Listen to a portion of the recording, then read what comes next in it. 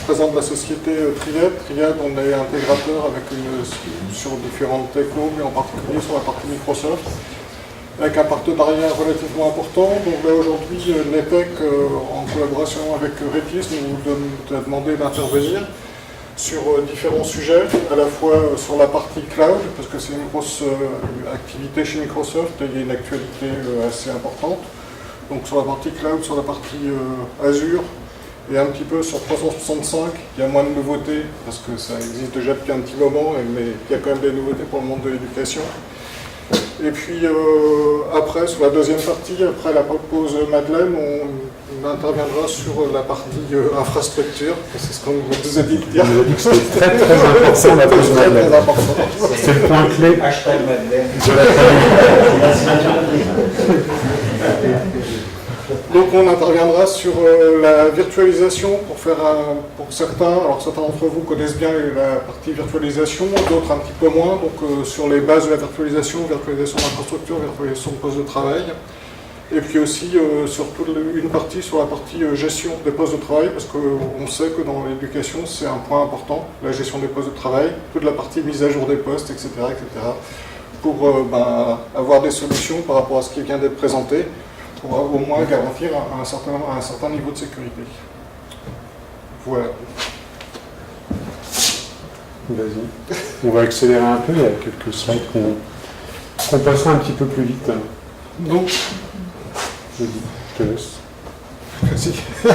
La grosse tendance du moment, c'est Microsoft Azure. Je suppose que vous avez entendu les communications de Microsoft. En début octobre, l'année dernière, Satya Nadella était présent en France pour annoncer l'ouverture des data centers Microsoft en France. C'est vraiment quelque chose qui a été tenu très très secret par Microsoft. 2 jours avant, des gens en interne de Microsoft ne disaient jamais qu'il y aura data center Microsoft en France. Donc c'était très très peu connu comme information. L'objectif principal de Microsoft, c'est de répondre aux problématiques émises tant pour la partie éducation que gouvernement, que santé, à savoir l'hébergement des données sur le territoire français, avec l'objectif qui est en cours actuellement, c'est les certifications d'hébergement de données santé, qui seront certifiés, les data centers, là, pour cet été. Donc ils arrivent avec un objectif, c'est que finalement vous puissiez aller un peu plus en toute quiétude sur leurs environnements, tout en respectant les normes de la loi française, sachant que c'est ce data center qui dispose de l'ensemble des certifications déjà au niveau de la CNIL européenne, ceux qui disposent le plus grand nombre de certifications. Et l'ensemble des certifications ANSI, comme on parlait tout à l'heure, la partie ANSI. Donc ils travaillent énormément là-dessus. Vous avez le Trust Center chez Microsoft, vous avez le Trust Center sur Google et vous retrouvez plein d'éléments liés à la sécurisation ou comment Microsoft travaille pour sécuriser les informations, justement pour mieux vous protéger au quotidien. Ça prend en compte bien sûr 365 pour l'éducation qui est gratuit. Remarque qu'il n'y a pas d'obligation à stocker ces données en France.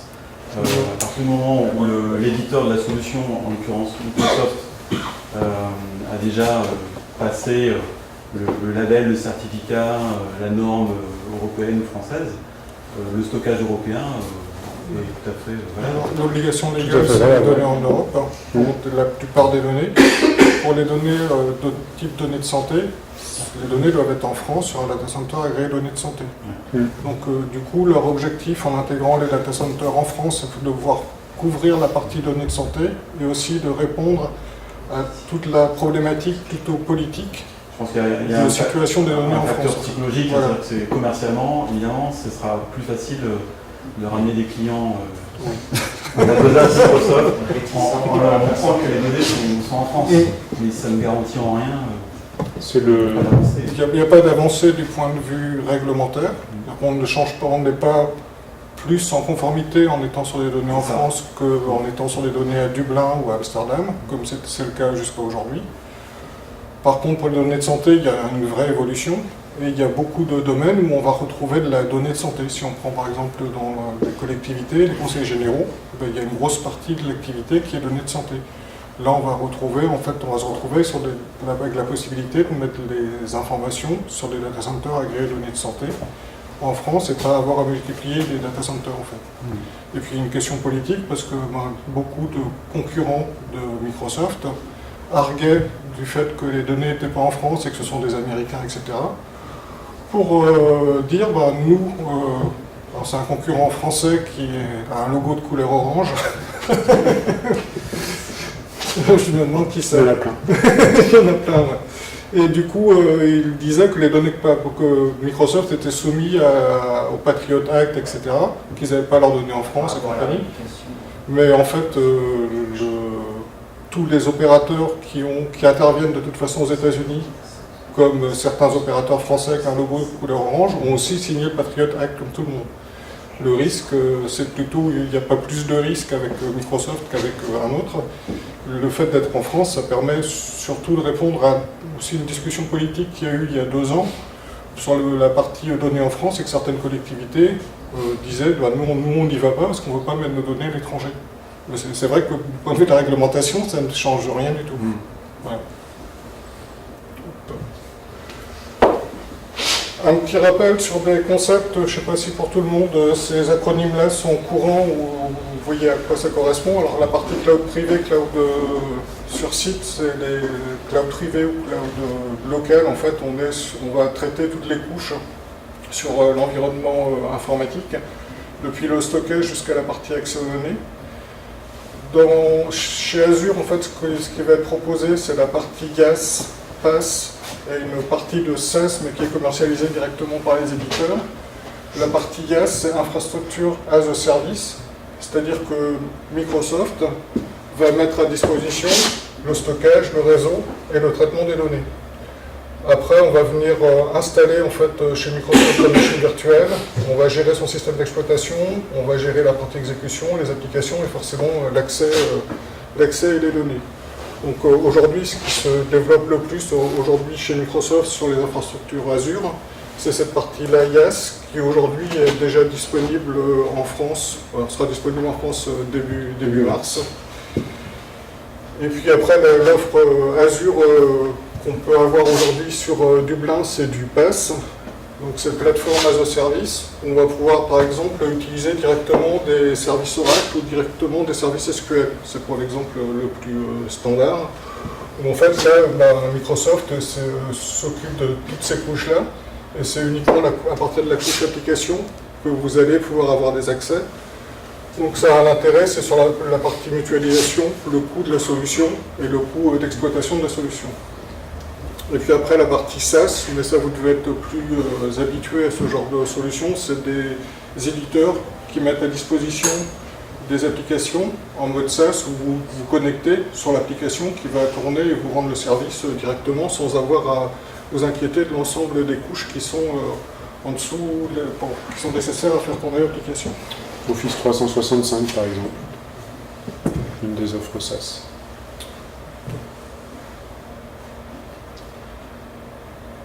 Donc les data centers qui arrivent en France, on reprend ici un slide où on va retrouver l'ensemble des data centers Microsoft dans le monde.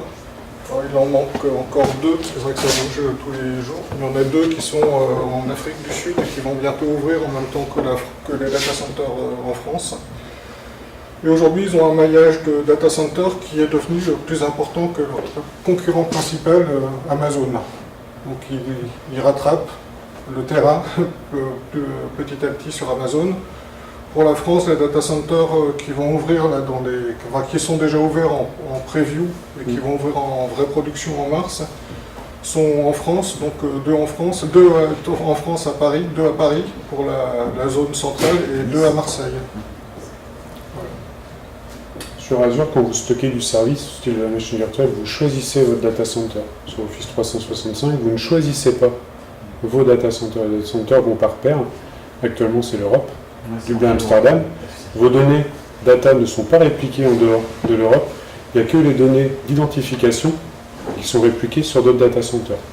Simplement pour le principe de dire si demain je vais aux États-Unis et que je veux m'identifier, l'identification doit être rapide. Et après, par contre, vous pouvez avoir un petit peu de latence. On verra, ça fait partie des nouveautés justement qui arrivent pour réduire la latence pour des entreprises par exemple qui travaillent un siège en France avec derrière des succursales au Canada ou au Brésil. Il y a des solutions qui évoluent intégrées dans 365. C'est ce qui va arriver début mars sur le Keynote Office 365 qui est ouvert par Netec.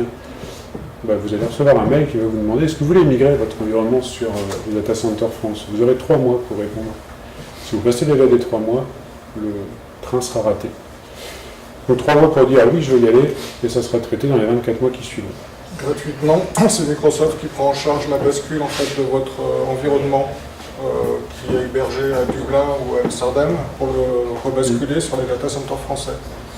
À l'issue des 3 mois, il y a toujours la possibilité de déplacer votre infrastructure de messagerie vers la France, mais ce sera une migration traditionnelle, c'est-à-dire qu'il faudra ouvrir un nouveau tenant avec un nouvel abonnement, etc.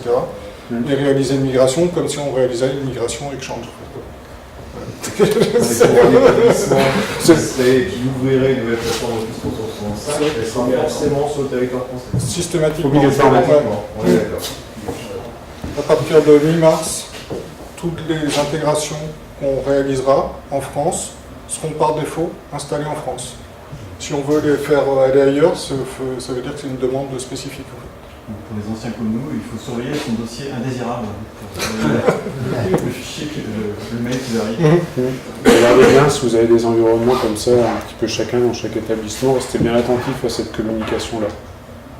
Si vous souhaitez le rapatrier en France. Sinon, ça marche bien aussi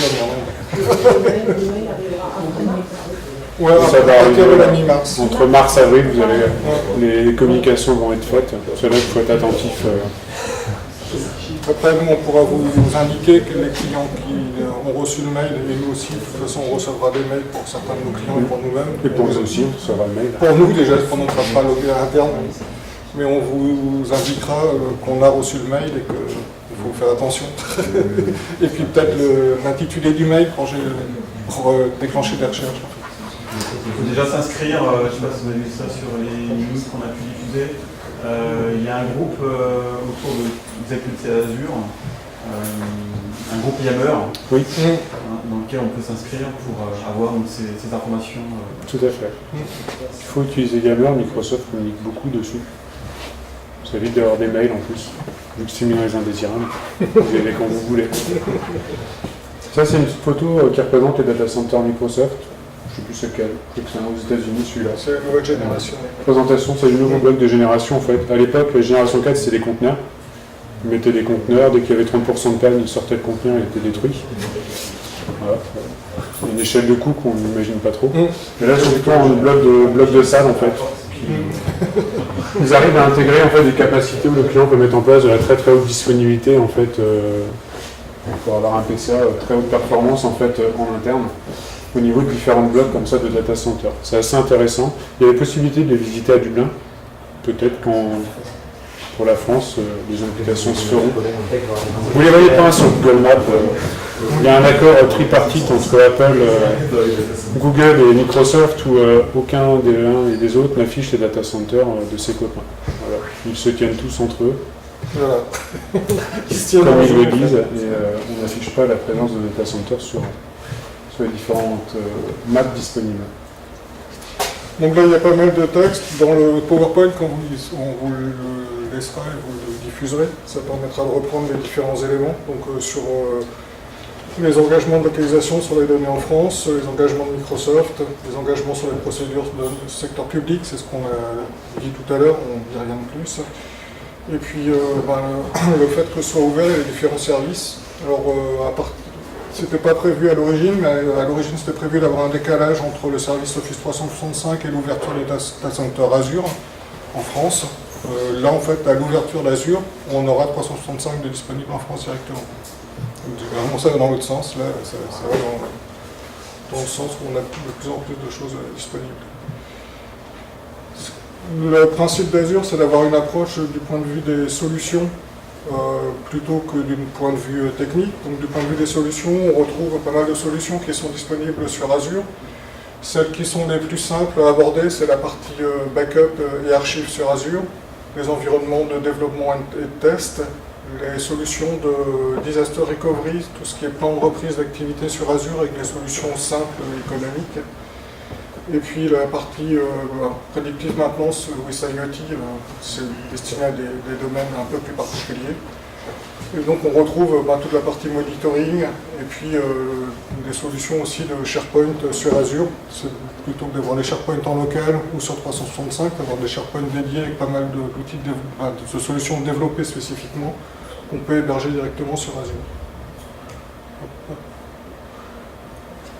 Là, je te laisse. Là, c'est pour ceux qui aiment bien voir ce qu'il y a sous le capot. Ça donne une approche, on se dit, waouh, il y a plein de choses. Ça va donner mal à la tête. Une approche qui est plutôt technique, en fait, un petit peu de l'ensemble de services qu'on va pouvoir retrouver. On va aller sur les couches basses, une fois que le data center nous met à disposition du compute, du CPU, de la mémoire, du réseau. Je vais avoir différents types de stockage, du stockage lent, du rapide, différentes données de réseau, du DNS, du VPN, du load balancer, que je vais retrouver. L'hébergement de data, c'est quelque chose qui est en grande vogue actuellement. Il y a plein d'entreprises qui ont plein de données. Finalement, ils ne savent pas vraiment comment la traiter. Donc, quoi en faire de cette donnée qui est un petit peu morte, qui collecte, aller la stocker là-dessus, justement, sur ces environnements-là. Et puis après, ajouter la partie analytics derrière qui va permettre de traiter la donnée et de générer comme ça des rapports, potentiellement la station de chatbot, qui est en vogue en ce moment, sur comment moderniser l'échange entre la collectivité et les citoyens. C'est des grands domaines actuellement qui sont traités. Voilà, des optimisations au niveau des médias, la partie mobile qui est très utilisée aussi, puis les environnements de développement. C'est assez complet. On a tout l'environnement aussi hybride, parce que si ou pas 365, sur la gestion d'identité, de l'authentification multifacteur également qu'on va pouvoir aller utiliser comme service. Donc c'est très très complet. On ne fait pas que de la machine virtuelle. Il y a plein de services qui peuvent être utilisés. Ça donne une première vision un petit peu de l'ensemble de ce qui peut être utilisé. À savoir finalement sur Azure, le plus grand nombre de machines virtuelles qui ont été exécutées ne sont pas des machines Windows, ce sont des machines Linux. Il y a un énorme partenariat en fait de Microsoft. On voit beaucoup d'autocollants Microsoft et Linux. Voilà des exemples de solutions open source qui sont poussées par Microsoft, sachant que maintenant même les entreprises qui travaillent sur les environnements solutions open source sont primées sur les grands événements majeurs de Microsoft pour le développement qu'ils font de ces solutions-là sur l'hébergement sur Azure. Voilà, même Red Hat participe.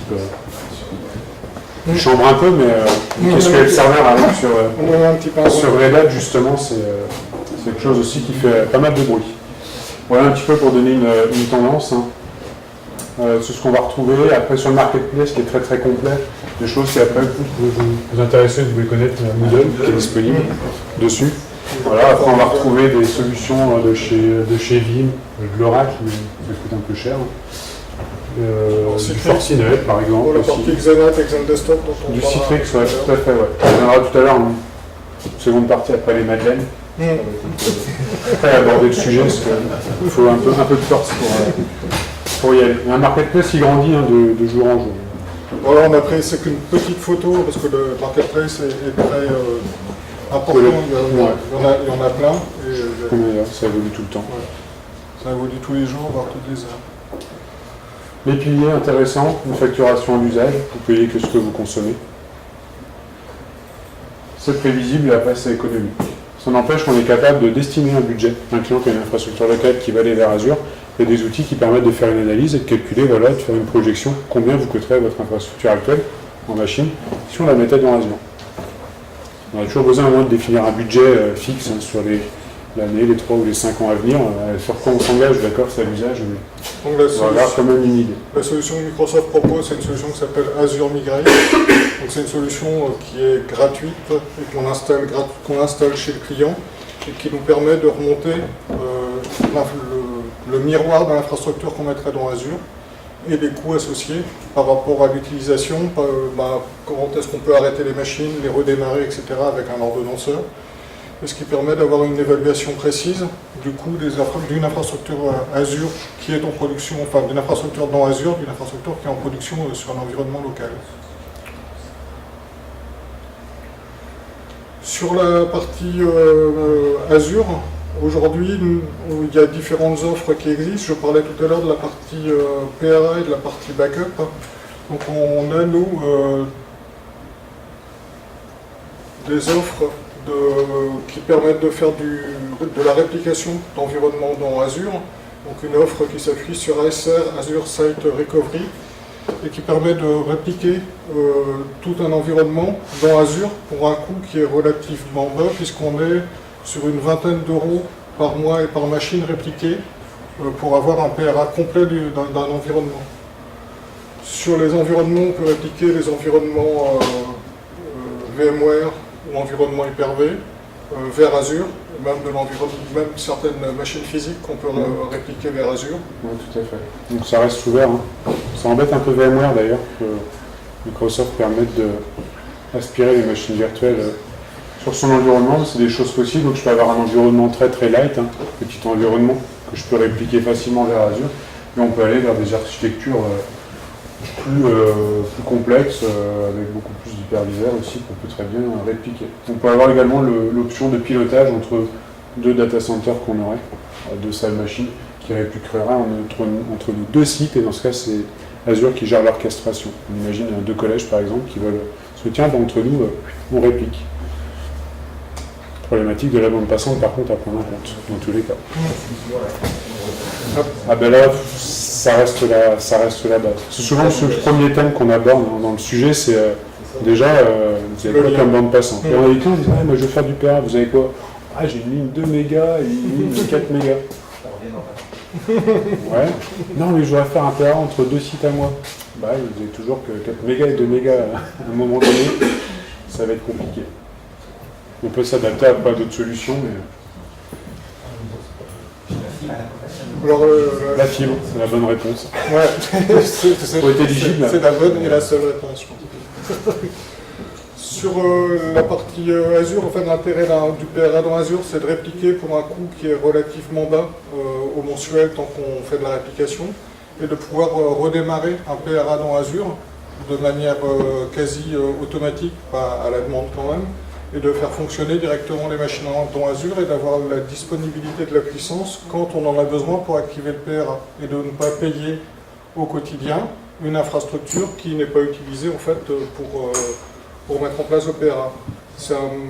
Le PRA, ça reste de l'assurance. Après, la question de l'assurance, c'est quand est-ce qu'on la déclenche? Est-ce qu'on est prêt à fonctionner en mode dégradé? Est-ce qu'on peut fonctionner sur le même modèle? Donc avec des coûts qui sont différents en fonction des scénarios qu'on veut mettre en place. Une autre solution qui est assez abordable dans la partie Azure et assez facile à mettre en œuvre, c'est la partie backup Vim dans Azure. Alors, certains d'entre vous doivent avoir du Vim en solution de sauvegarde. Ouais. Donc sur... La partie gratuite est... La partie gratuite de Vim? Ah bah, la partie gratuite est juste l'agent qui... Voilà, c'est déjà une bonne chose. D'accord. Il y a la console qui gère tout, mais... Le principe en fait de Vim dans Azure, c'est de pouvoir faire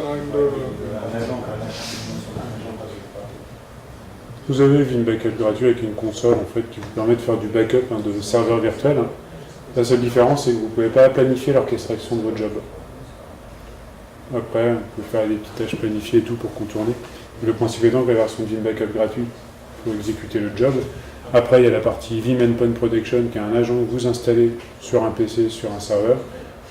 Ça a été communiqué à l'origine pour dire, tiens, vous allez pouvoir backuper du PC, donc faire une sauvegarde qu'on appelle bare metal. Souvent, ça permettait de répondre à des problèmes. Tiens, on a toujours notre classe VIP, des PC portables qui ne sécurisent pas vraiment trop leurs données, puis on a beau leur dire, ne laisse pas tes données sur ton PC. On leur dit, hein, mais bon, ils le font. Ça arrive que le PC est oublié dans le train, machin, il se fait voler, puis là c'est la catastrophe. Donc Vim Backup Endpoint Protection, c'est un agent gratuit qui permet justement de backuper par exemple des PC. Ils ont développé l'agent aussi payant pour les serveurs Windows et Linux. Donc là qui répond plus à des problématiques sauvegarde serveur physique, qui ne répondait pas à Vim à l'origine. Différents scénarios qu'on peut retrouver selon la stratégie qu'on veut mettre en place pour répliquer les backups. L'intérêt principal étant de se dire, je vais avoir du stockage dans Azure, puis moi, j'ai déjà ma petite infrastructure de virtualisation et de sauvegarde chez moi, dans mon collège, et je vais vouloir externaliser mes backups, parce que je n'ai pas forcément envie d'investir sur du stockage de disques en local complémentaire. Donc tout simplement, en mettant une petite connexion en HTTPS ou au travers d'un VPN, je vais être capable d'aller répliquer mes backups dans Azure. Et pourquoi pas là, de gérer de la rétention beaucoup plus importante aussi, sachant que dans ce cas-là, c'est externalisé. Aujourd'hui, ça peut être des moyens de répondre à un coût de stockage très faible. Avec les solutions en fait, de virtualisation et les solutions de sauvegarde, nos clients ont eu tendance à abandonner les plans de sauvegarde qu'on mettait en place, nous, jusqu'à il y a 5 ans à peu près, avec des plans de sauvegarde qui permettaient de garder des sauvegardes complètes sur un an et des sauvegardes complètes sur plusieurs années, mais des sauvegardes complètes de l'année, des sauvegardes mensuelles, etc. Avec les solutions de sauvegarde sur disque, les clients voient quand même le coût du disque et se disent je veux optimiser le coût de ma sauvegarde, finalement combien j'ai besoin de sauvegarde, allez on va se dire j'ai besoin d'un mois, j'ai besoin de 15 jours. Sauf que si on se retrouve sur une solution avec un ransomware qui est intégré sur les fichiers, le ransomware n'est pas toujours actif du premier coup, il n'est pas instantané, des fois il est en mode décalé, donc certains clients se retrouvent à avoir des sauvegardes qui ont 2 mois, 3 mois, vont avoir le ransomware qui va se déclencher sur leur environnement, ils vont reprendre une sauvegarde d'il y a un mois, et le ransomware y est déjà, il va aussi se déclencher. Donc du coup, la seule solution pour contrer ce genre de désagrément, c'est bien évidemment, il faut éviter de se retrouver avec des ransomware, etc., mais une fois qu'on est là, c'est de revenir à une politique de sauvegarde plus traditionnelle. C'est-à-dire avec des sauvegardes où on va garder un an, où on va pouvoir remonter à un an de sauvegarde avec une sauvegarde complète, etc. Et pour stocker ces volumes-là, le disque reste quand même assez élevé en termes de coût. Sur Azure, il y a des solutions qui sont de l'ordre du centime au giga. En moyenne, on va de 4 centimes de coût du giga, là jusqu'à 1 centime, parce qu'ils ont intégré maintenant du stockage en fait sur bande. C'est la nouveauté qui arrive en fait. On va retrouver avec des gros magasins avec peut-être plein de bandes. Et vous stockez dessus, là on est aux alentours des 1 centime de ce qui était communiqué avec 1 centime par mois et par giga. Donc on est sur des coûts qui sont très très bas, mais c'est de la donnée froide, et c'est vraiment de l'archivage, mais ça permet de garantir en cas de grosses défaillances et de gros incidents, de pouvoir restaurer de la donnée beaucoup plus longtemps à l'avance, mais au moins on peut la restaurer. Et puis Vim propose aussi une solution de backup pour Office 365. Ça fait 1 an et demi là, maintenant que c'est sorti. Ça vous permet de sauvegarder vos mails. Dans Office 365, il n'y a pas de sauvegarde. Il y a une très haute disponibilité. Il y a entre 30 jusqu'à 90 jours de rétention que vous pouvez avoir, qui est largement déjà suffisant. Mais c'est derrière, après, on a souvent des demandes sur des populations VIP ou un petit peu plus sensibles sur mais des fois, ils ont tendance à nous demander en fait, j'ai supprimé un mail il y a 6 mois et j'en ai besoin. Ils ont 50 gigas de stockage, on les restreint pas trop. Ça peut arriver pour certains. Il y a un coût quand même qui n'est pas négligeable, ça va de 1,08€ à 1,35€ hors taxe par mois par utilisateur.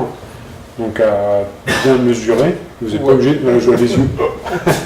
Le coût est assez important, mais après, quitte à le mettre en œuvre, il faut vraiment que ça vienne répondre à une problématique, peut-être assez ciblée, peut-être pas forcément besoin de se dire je vais mettre cette même politique de sauvegarde à tout le monde dans l'entreprise, au niveau du collège ou du lycée. Pour tous les élèves. Bon voilà, ça va passer la restauration dans Azure à partir de restaurant local ou dans Azure. Ça, c'est des types de souscriptions que vous pouvez avoir. Soit on paye à la conso avec la carte bleue, soit vous achetez de la conso qui est valable pour 1 an. Vous achetez par morceau à peu près de 80€. Et après, vous avez 1 an pour les consommer. Soit vous passez après par un partenaire, où là, vous payez à la conso, mais là, c'est à la facturation. C'est un peu plus simple. Et après, pour les plus grosses entités, les contrats classiques de Microsoft, accord entreprise, où je suis engagé sur 3 ans. Voilà pour ça. Vous pouvez évaluer gratuitement Azure. Vous avez des vouchers gratuits de 170€ disponibles. Donc voilà, n'hésitez pas si vous voulez le tester. Autre chose que je voulais vous dire, parce que c'est pas la bonne présentation, vous avez de l'Azure pour l'éducation qui est disponible. Donc il y a différents scénarios qui existent. Vous êtes un professeur, vous faites de la recherche, vous êtes un élève. Vous avez différents moyens de souscrire gratuitement à des environnements en fait Azure. Soit pour travailler autour du développement en fait dans Azure. Donc là, je vous remettrai dans la présentation, vous verrez, il y aura des liens pour aller sur Azure in Education. Le site est en français, sauf le nom. Et vous avez après différents protocoles et vous pouvez très bien aller dans un processus pour comment souscrire à de l'Azure pour l'éducation. Nous, on a travaillé comme ça avec sur Rennes. Avec l'ENSAI. Sont nos voisins. Voilà. Ouais, c'est beaucoup Qui ça. Azure, mais pour de la Ça fait 2 ans que très haute performance en fait. plateforme Azure pour leur formation Big Data, parce qu'en fait la direction leur demandait de mettre en place une formation Big Data. Du coup, le responsable informatique est allé s'est renseigné sur l'acquisition de machines, de gros calculateurs, etc. Et il est revenu avec ça, et là la direction a dit « Waouh, il va falloir facturer cher la formation ». Et finalement, ils ont facturé, je pense, quand même assez cher, mais ils ont eu tout gratuit avec Microsoft. Donc ils ont fait du bénéfice. Voilà, Pour développer et puis- un partenariat comme pour 365 pour aussi un petit peu inciter aussi à aller vers Azure. Alors vous n'avez pas tout gratuit, hein, attention, il faut être dans le bon scope, mais il y a plusieurs éléments qui peuvent être intéressants selon certaines formations que vous pouvez donner dans les collèges ou lycées qui peuvent rentrer dans ce modèle-là. Donc toute la formation, tout ce qui tourne autour du Big Data, là c'est plus au Big niveau Data, ingénieur. développement, Par contre, tout la ce qui recherche. est intelligence artificielle, et là il y a des choses assez simples comme... Les jeux d'école primaire, c'est pas encore le cas. Non mais Non, mais c'est par contre, dommage, hein. dans les lycées, sur les bots, etc., il y a des choses qui existent sur Azure, sur le développement de bots et compagnie, qui sont du coup gratuites pour la partie éducation. Ça c'est le lien vers la partie, le programme justement de déplacement d'Office 65 vers la France. Où là vous pouvez vous connecter à k.ms. Vous pouvez aller voir, pour le moment il n'y a pas encore les infos, mais ça ne devrait pas tarder à arriver. Et là, Il y a déjà la case France. Donc, Et là, après, c'est un petit récap de ce qu'on disait tout à l'heure, savoir être capable de localiser de la donnée sur d'autres sites dans le monde, en fait, si j'ai des gens qui sont expatriés sur un site distant. C'est un peu plus spécifique, c'est une demande, car je suis plutôt que demander plutôt de grosses entreprises. Voilà, comme vous parliez tout à l'heure de la localisation de données, c'est des choses qui arrivent. J'avais rajouté également des informations sur Teams. Vous avez Microsoft Teams pour l'éducation. Vous avez une session qui est prévue normalement avant l'été. Je crois que j'avais noté. On a fait une première session il y a 15 jours et une Vous en avez une autre qui arrive. éducation. Voilà, donc sur la partie Microsoft Teams Éducation, c'est intéressant, ça regroupe toute la partie OneNotebook en fait, donc vraiment de capacité de créer des OneNote pour la classe. Il y a également des outils qui existent qui permettent de généraliser automatiquement quand on prend le référentiel élève.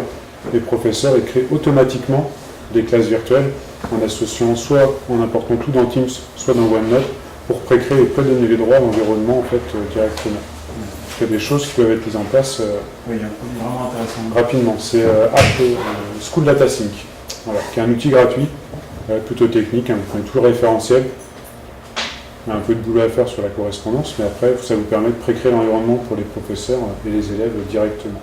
La virtualisation, on va avoir deux choses. La partie virtualisation infrastructure, faire un petit récap.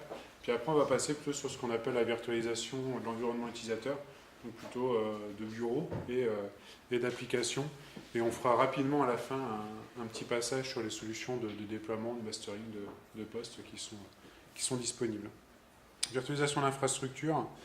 C'est quoi? Alors, majoritairement, je pense que vous connaissez ce qu'est la virtualisation d'infrastructure. Hein. C'est quelque chose qui est assez répandu. Pour autant, on ne le rencontre pas encore partout chez les clients. L'objectif, hein, c'est de justement plutôt utiliser un nombre plus réduit de machines pour exécuter, plutôt qu'un seul service. Là, on va exécuter plusieurs machines virtuelles sur une même machine physique. Ça pourrait être très bien sur le petit PC qui est là-bas. C'est ce qu'ils ont utilisé. Ils ont utilisé un seul PC physique. Et puis, ils ont virtualisé 4, 5, 6 machines. 14, voilà. Donc, pas besoin d'avoir des grosses machines pour exécuter finalement plein de machines virtuelles. Et puis, j'ai joué derrière sur de la consolidation hein, et puis rationaliser un petit peu plus les coûts.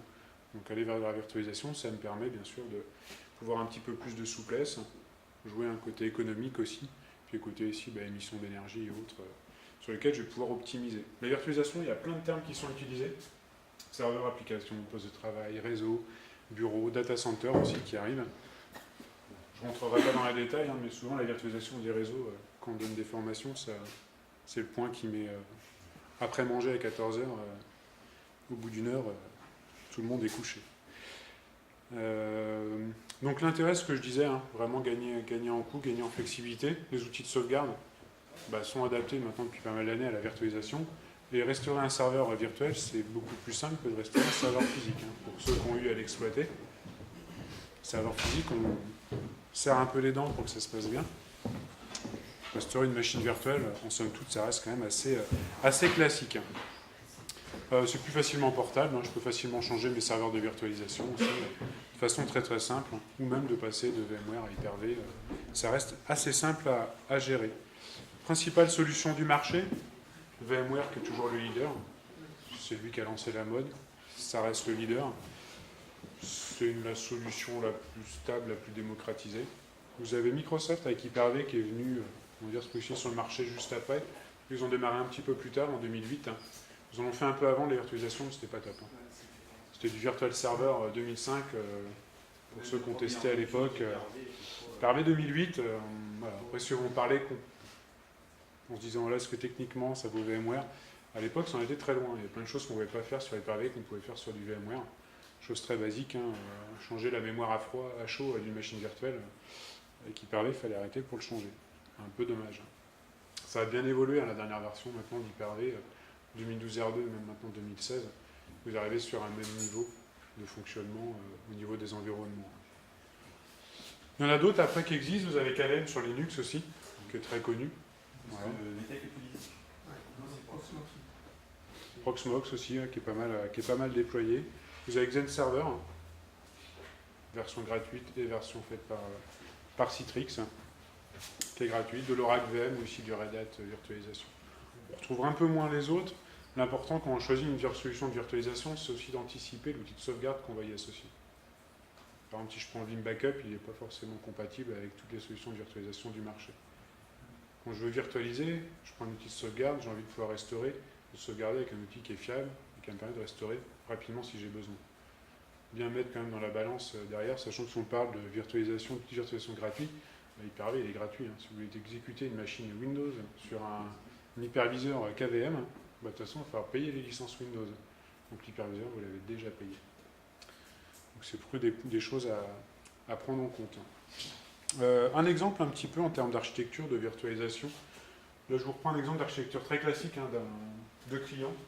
Petite architecture, je vais prendre une baie SAN pour faire du stockage. Et je vais connecter deux hyperviseurs en câble SAS. C'est de la connectique en attachement direct, je ne passe pas par du réseau, je n'ai pas besoin de switch. Je connecte mes hyperviseurs directement à la baie de stockage. Donc là j'ai rapidement une infrastructure haute disponibilité avec deux hyperviseurs. Si je perds un autre, les machines virtuelles vont redémarrer automatiquement de l'autre côté, le stockage sera toujours accessible. De la même façon, ma baie de stockage a deux contrôleurs. Donc, mes disques sont gérés par deux contrôleurs. La limite, c'est que je peux connecter maximum jusqu'à 4 serveurs sur ce type d'architecture. Ça reste et ça répond à des problématiques de très petites structures où on n'a pas forcément des capacités d'investissement très importantes et qu'on veut aller vers de la virtualisation. Pas forcément, mais je vous dirais, vous faites un PA. Par exemple, vous rajoutez sur un de vos nœuds ici, vous rajoutez plutôt de prendre un serveur 1U, vous prenez un 2U, vous mettez plein de disques dedans. On ajoute Vim Backup et je fais du PRA avec Vim Backup. Quand j'achète mes licences Vim Backup, j'ai la capacité de faire du PRA. Et donc je fais du réplica de ma baie sur ce second serveur. Réplica n'est pas de la sauvegarde va là-bas. Là je fais du réplica. On va faire 3, 4, 5 réplicas dans la journée. Si jamais je perds ma baie de stockage, ici j'ai capacité à aller juste cliquer sur démarrer les machines virtuelles. À moindre coût, j'ai une capacité de redonder justement mon architecture avec un niveau de PRA. Autre architecture qu'on peut avoir, et là on a un petit peu plus de sous de disponibles, on va aller vers des solutions de plan de continuité d'activité, où là je vais avoir vraiment une vraie réplication de mes données. Donc là c'est un scénario chez un client, deux hyperviseurs dans chaque salle. On a deux salles machines dans cet exemple-là. Vous pouvez très bien, si vous voulez, dire je fais tout dans la même salle. Ça marche aussi, mais souvent quand on va vers ce scénario-là, on va avoir plutôt deux salles. Là, je vous ai pris avec la solution DataCore, qui est une solution de stockage logiciel. C'est-à-dire qu'elle est agnostique du matériel. Vous mettez ce que vous voulez en matériel. Ça s'installe actuellement sur un Windows, ça va venir bientôt sur du Linux. Et ça me virtualise tout mon stockage. L'intérêt, c'est que la solution, elle gère entre les deux serveurs DataCore, donc mes deux baies DataCore, gère de la réplication synchrone. Si je coupe ici le serveur en pleine production, toutes mes machines virtuelles qui sont exécutées ne sont pas arrêtées, elles reprennent automatiquement sur le stockage qui est de l'autre côté. Sans arrêt de production, vous n'avez pas de manipulation à faire. On a un grand compte qui est sur ce type d'infrastructure. C'est déjà arrivé des fois que ça coupe durant le week-end, il n'y a pas eu d'arrêt de production. Il a pu rester tranquillement sur la plage à bronzer, sans se soucier du problème du serveur qui était tombé en panne.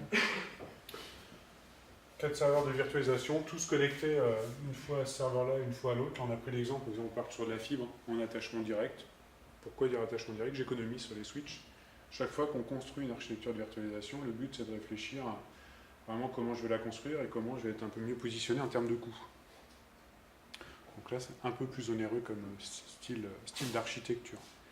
Autre tendance en vogue depuis quelques temps, qui est de plus en plus sur le devant la scène en ce moment, c'est la partie hyperconvergence. Finalement, tout à l'heure je vous parlais de Datacore, il virtualise le stockage, ça fait 10 ans que ça existe cette solution-là. Finalement, quand on part dans l'hyperconvergence, on va vers cette solution-là de virtualiser le stockage. Je m'en moque un peu de mes disques physiques. J'ai un logiciel qui va me gérer tout ça. L'idée, c'est d'avoir une console unique pour gérer l'ensemble de l'événement, l'ensemble de l'administration de la plateforme. Donc j'évite ce réseau de maillage, souvent serveur, switch, bête de stockage, où finalement j'ai des serveurs qui embarquent et le stockage, et le processeur et la mémoire, donc hyperviseur plus stockage mutualisé. Je vais pouvoir peut-être gagner en termes de coût. Attention par contre, il va me falloir du réseau rapide, surtout pour gérer les problématiques de réplication entre mes différents nœuds. Et après, plus j'ajoute de nœuds, plus je vais augmenter ma capacité de compute ou de stockage. Un exemple d'architecture, on a déjà mis en place en fait ces solutions-là sur des centres de gestion, celui du 56 par exemple, qui a une solution comme ça d'hyperconvergence avec du Datacore. Ils étaient déjà sur la version Datacore ancienne par rapport au schéma que je vous ai montré tout à l'heure. 2 hyperviseurs, 2 serveurs Datacore qui se répliquaient. On a optimisé les coûts en fait en passant sur uniquement 2 nœuds, chacun avec la partie Datacore qui gère le stockage, avec sur la partie en virtualisation c'était du VMware.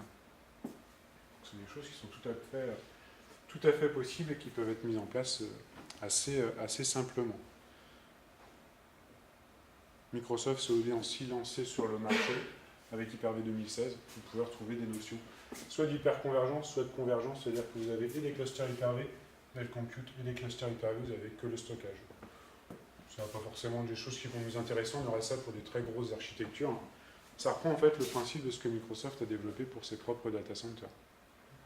Après, sur les principaux acteurs du marché, vous retrouvez Nutanix, qui est celui qui a lancé la grosse mode comme de l'hyperconvergence. Vous avez Cisco Hyperflex, vous avez Dell EMC avec le VRAID, vous avez également HP avec SimpliVity, qui existe comme solution. Voilà un petit peu le scénario où j'aurai deux ESX. Donc je représente ici cette petite machine qui gère mon stockage et toutes les autres machines virtuelles qui sont exécutées. On a fait ça chez un client, vous avez un interco entre les switches et tous les flux qui passaient. Donc finalement, là, je peux partir assez rapidement sur l'hyperconvergence. Là, on était à 8 Tera de données sur ces environnements-là, avec des serveurs qui peuvent aller jusqu'à 24 disques en façade.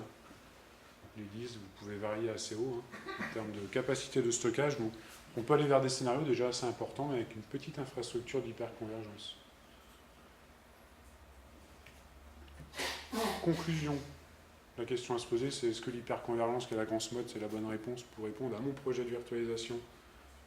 Pas forcément, il ne faut pas s'empêcher de regarder les autres. Le but du jeu, c'est bien de comprendre sur un projet de virtualisation les problématiques, les besoins, le budget.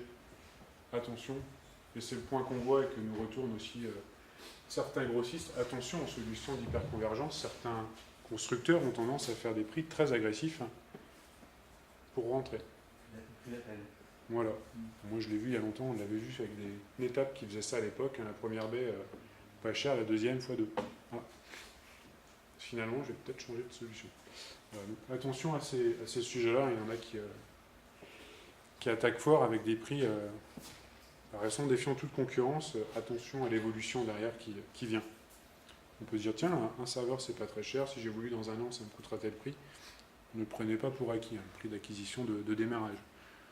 Parce que la limitation, c'est que vous êtes verrouillé une fois que vous partez avec une solution. En gros, globalement, vous dites où j'y vais pour 5 ans. L'idéal, c'est d'amortir à minima sur 5 ans quand même pour rentabiliser au mieux l'investissement et vous engager pour 5 ans. Ciblez bien les besoins d'évolution aussi à venir. Pas toujours évident, mais essayez de les estimer au plus juste et pas voir trop au rabais. Donc voilà pour ce petit passage assez rapide sur la virtualisation d'infrastructures.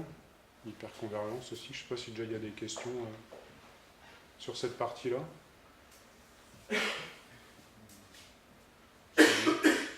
vous êtes bien au fait de tout. Non, je pense pas. En fait, quand on n'a pas un projet, c'est évident. C'est pas évident. Ouais. Très très peu d'établissements ou d'instances qui utilisent ce type de solution. Plus compliqué à accéder. Hein. Et sans parler de l'hyperconvergence, rien que la virtualisation. Vous pouvez très bien aussi assez simplement virtualiser sans hyperconvergence, virtualiser sur un serveur des machines virtuelles et après faire du réplica sur les autres. Vous n'avez pas de la haute disponibilité, mais vous avez capacité à redémarrer. C'est ça souvent un minimum. Essayer de répondre à... Voilà, on fait comme on peut, mais ça amène cette souplesse.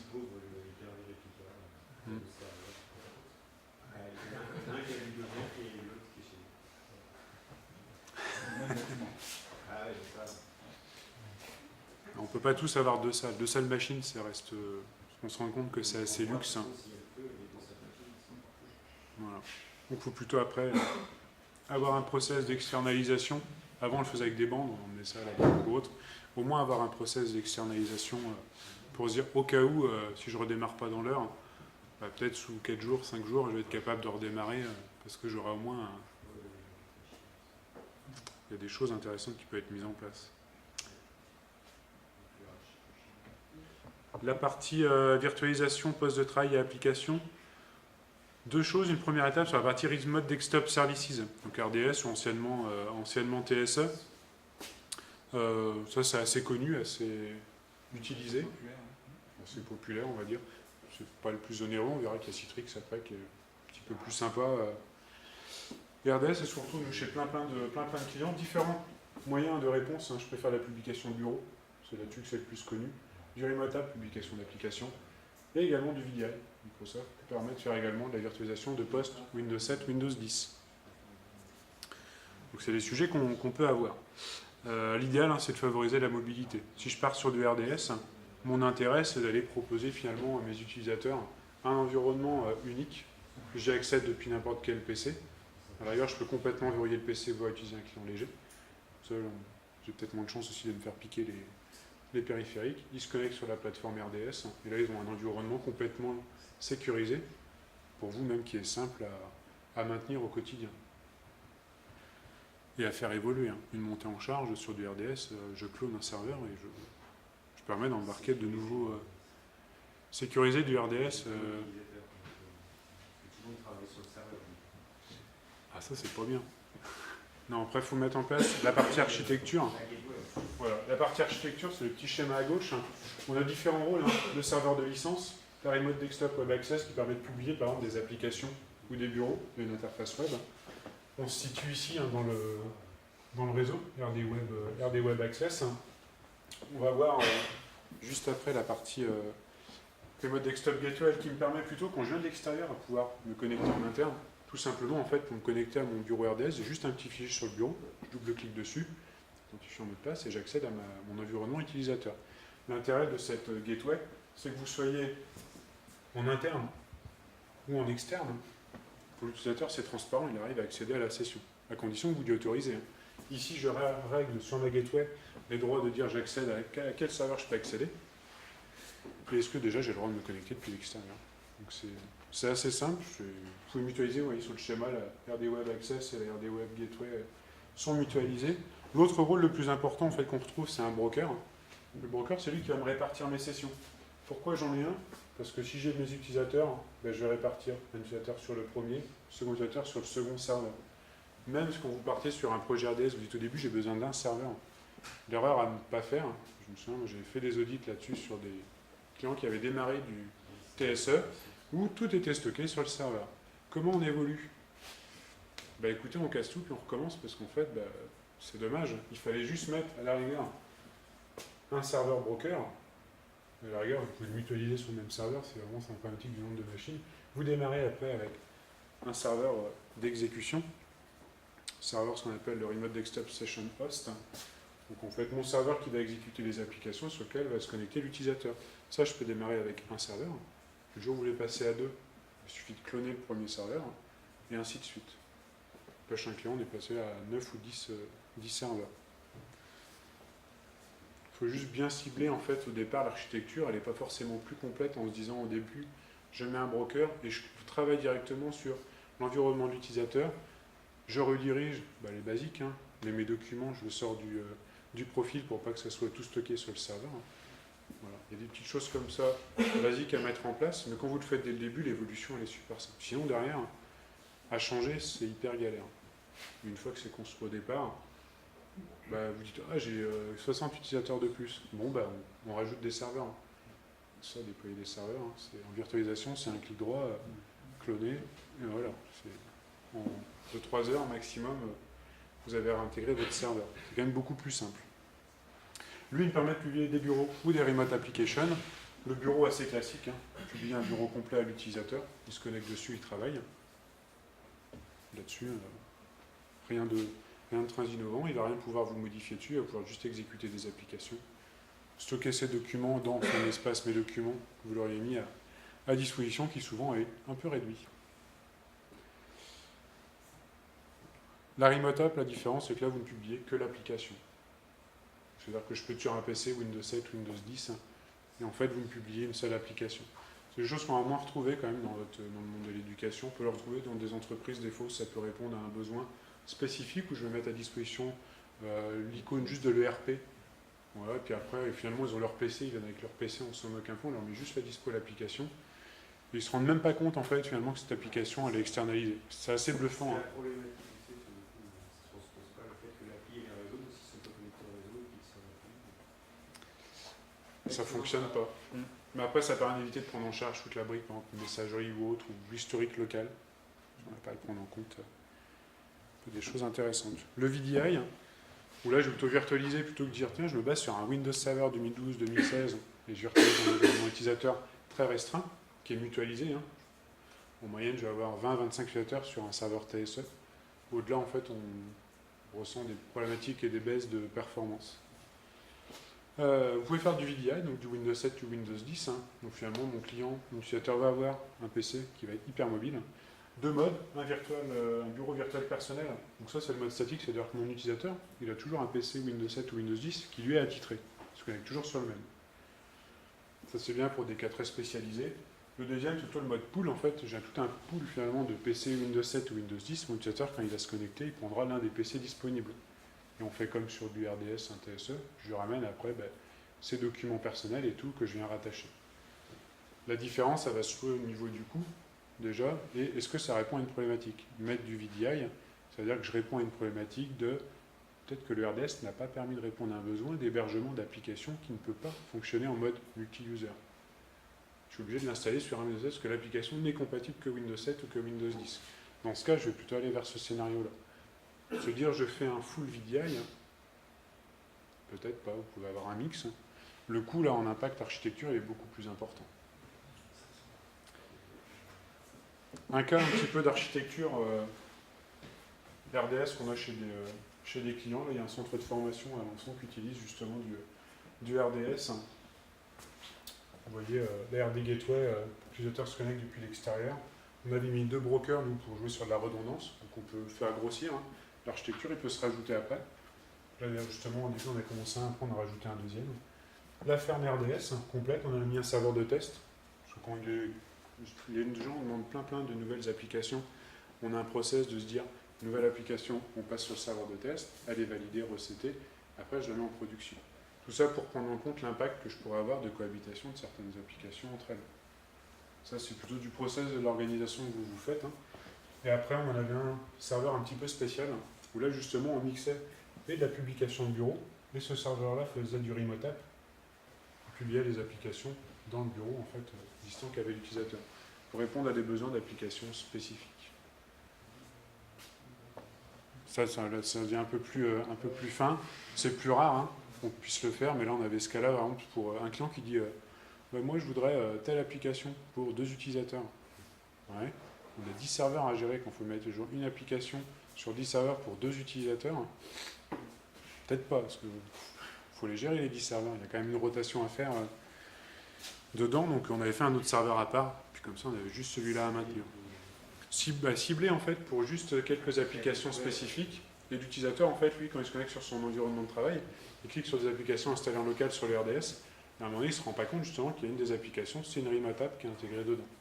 Donc on peut avoir justement répondre à des besoins un peu plus spécifiques, déjà en restant dans du RDS. Voilà, un petit récap, hein, ça reste assez facile finalement à mettre en œuvre, à administrer au quotidien. Un petit récap sur les coûts que je vous ai mis en bas, les licences nécessaires, les licences Windows Server, les cales Windows, c'est la base. Il faut des licences RDS par contre qui vont avec. Non, bah non, c'est bien. Hein. Allez voir les clients privés, les prix sont. C'est pas du tout les mêmes. Un petit passage par Citrix.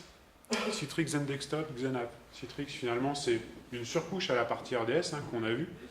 Là il y a un surcoût de licence aussi qui s'opère et souvent ça répond à des besoins et des problématiques assez spécifiques chez les clients. Deux modes aussi, hein. Le mode VDI où je gère des environnements Windows 7, Windows 10 et l'autre en mode équivalent RDS hein, qu'on va appeler XenApp. Les VDI qu'on a déployés, on l'a fait qu'en Citrix. Avec Citrix, vous avez quand même des interfaces de management hyper évoluées. Ça reste assez intéressant. Premier avantage de Citrix, l'optimisation des flux. Citrix est capable de proposer sur des liens assez faibles une optimisation de vos flux. Fait que pour l'utilisateur, ça va être assez transparent de travailler sur un lien SDSL de 2 mégas et de pouvoir faire du VDI à comparer avec d'autres solutions du marché. Citrix va rester plus performant, tout simplement parce qu'il est capable d'optimiser tout le protocole réseau qui est utilisé. Donc ça peut être un besoin ou de répondre à une problématique. J'ai les problématiques de débit et autres parce qu'on a plusieurs entités en fait et j'ai besoin d'avoir de la performance. Citrix va répondre à ce type de besoin-là. La partie optimisation graphique, on pourrait l'avoir aussi hein, chez Microsoft. Là on l'aura également, principalement avec quand même les cartes NVIDIA Grid. Là aussi, attention, la partie coût, ils ont fait un petit changement. Avant vous achetiez la carte, mais maintenant il faut acheter des licences aussi en plus. Là on répond à des besoins CAO, DAO. Il faut vraiment avoir le vrai besoin. Une fois on me posait la question, on me dit ouais, combien ça coûterait de rajouter des cartes? Vous en avez besoin ou pas? Non, ce serait pour voir. Si vous n'en avez pas le besoin, on ne va même pas faire les types de prix, ça va être hors de budget de toute façon. Donc le mettre en place, c'est vraiment pour répondre à un besoin. La partie connexion des clients, je peux connecter différents clients hein, au travers de ce qu'on appelle le client Citrix Receiver. Un Mac, un téléphone portable, j'ai oublié le nom, un client léger, PC portable ou autre navigateur web, il y a de l'HTML5 de disponible aussi. Vous pouvez vous connecter depuis n'importe quel périphérique à l'environnement. Il y a un débat sur les clients légers. Est-ce que ça reste intéressant financièrement d'acheter un client léger ou pas? Objectivement, voilà, recycler des machines et vous vous rendez compte qu'en termes de performance, d'optimisation de performance pour un utilisateur, vous prenez un PC, même les tout petits PC, micro-PC style Intel NUC là, vous prenez ça même sur du Dell, HP ou Lenovo là, vous comparez les prix avec un client léger, souvent ça vous coûtera le même prix, voire des fois moins cher. En termes d'optimisation et de durée de vie, compatibilité hein, du client. Je veux faire du RDS, je vais compatibiliser de mon protocole RDP. Si Windows n'évolue pas, maintenant on a moins de problèmes, mais avant c'était le souci, hein, le PC, lui il peut évoluer. Le client léger, si vous ne payez pas la maintenance, j'ai pris le SynOS Linux et tout, c'était moins cher, j'ai gagné 20 €. Ah ouais, dans 2 ans, dommage, le protocole il est plus assez évolué et finalement je perds en performance. On a le cas parce que c'est une pratique sur les clients légers, vous ne prenez pas la maintenance, vous ne pouvez pas faire les mises à jour. Donc c'est un peu dommage. Attention sur les investissements, souvent un PC bien maîtrisé, en termes de durée de vie en fait ça va être plus important. Il y a pas mal de projets, c'était du recyclage de PC, hein, des vieux PC XP sur lesquels on isole bien. Il y avait même une version de Windows 7 qui permettait, notre client léger là, très très light, et vous mettez ça et ça tourne super bien. Et en performance, vous tirez parti en plus des performances aussi de la machine physique, c'est qu'on performance processeur mais graphique aussi, vous en tenez compte pour le rendu au niveau de l'utilisateur. Gestion de l'environnement utilisateur, je vais passer dessus parce que c'est des choses qui sont encore plus évoluées sur Citrix où là on est capable de gérer très finement l'utilisation de la ressource. C'est une des grosses différences. Hein. Vous avez Microsoft qui est là sur du RDS, Citrix reste là quand même. Ça monte tous les ans, il y a des accords. Hein. Au niveau des prix, baisse de 6% sur Citrix. Ça a été annoncé il y a 2 jours. On était étonnés avec Aaron, on s'est regardé, on s'est fait. C'est une blague, Citrix qui baisse les prix, apparemment le cours du dollar. Hein. Oui. Quand je fais du Citrix, il faut que je paye mes cales RDS. Donc après. Les licences Windows des clients sont Windows. si je veux faire du Windows 7 ou Windows 10, dans tous les cas, je décale VDA à prendre. À moins que je sois couvert en full en Windows Enterprise. Windows Enterprise, quand j'ai automatiquement la maintenance avec, ça inclut le droit d'usage du VDI. Ça, c'est un exemple d'architecture sur un centre de formation de 3 IFA à Alençon. Ils sont passés du RDS au VDI. Donc il y avait un démarrage avec Citrix sur du VDI. Il y avait un démarrage gratuit avec 10 POS. On pouvait limiter jusqu'à 10 POS. Vous avez une licence gratuite. Puis après, il a fait grossir l'infrastructure. Donc on est sur des petites machines au final. Il n'y a pas de gros besoins graphiques derrière. Mais ça a permis de répondre à des problématiques d'application pour des formations qui marchent mieux sur du PC que sur l'environnement multi-utilisateur.